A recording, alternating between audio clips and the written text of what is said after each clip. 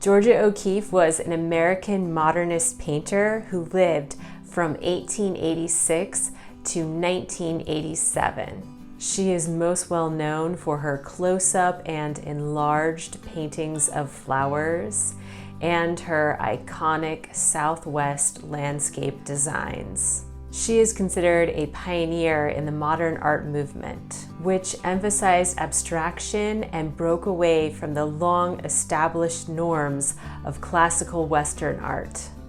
O'Keeffe's work uses bold colors and abstracted forms in order to capture the essence of the natural world. She continued to produce paintings up until her mid-80s, and she lived to be almost 100 years old. Today, she's remembered as one of the most influential artists of the 20th century.